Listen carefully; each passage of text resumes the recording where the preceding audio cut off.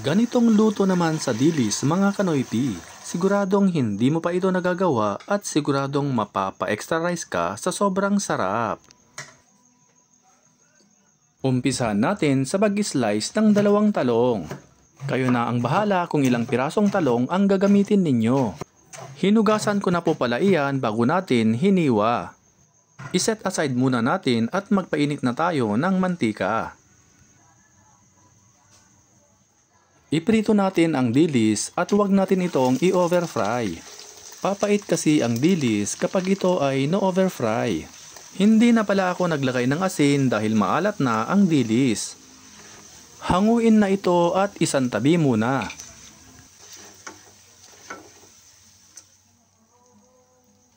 Isunod naman nating iprito ang mga nahiwang talong. Comment down below mga kanoypi kung nanonood ka pa rin at this point at kung saang lugar kayo nanonood para alam namin kung saan nakaabot ang video na ito. Balik ta rin para maprito ang kabilang side. Hanguin na ito at isantabi muna.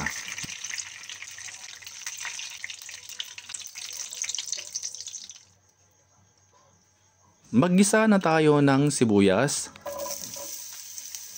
bawang. Kapag naamoy na ng iyong kapitbahay ang iyong ginigisa, isunod na natin ang kamatis. Gisahin hanggang sa ito ay lumambot. Kapag ganito na ang itsura, ilagay na ang toyo, oyster sauce, banana ketchup,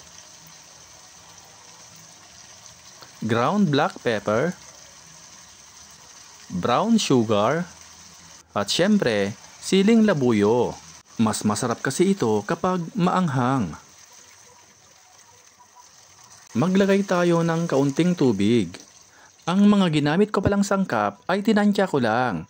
At kapag ito ay kumulo na, you can taste and adjust. Kapag okay na ang lasa, ilagay na ang napritong dilis. Isunod na rin ang napritong talong.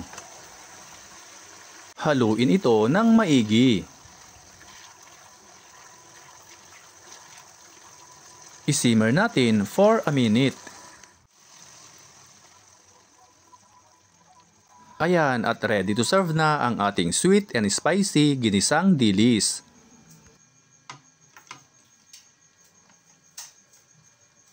Perfect na perfect ang kanyang pagkatamis, alat, anghang at linamnam na siguradong mapapakanin ka sa sobrang sarap. At samahan pa ito ng napakalamig na Coke. Maraming salamat po sa walang sawang panonood at pagsuporta. At kung bago ka pa lamang dito sa aming page ay mag-follow ka na para updated ka lagi sa aming bagong recipe. Hanggang sa muli, kain na mga kanoypi!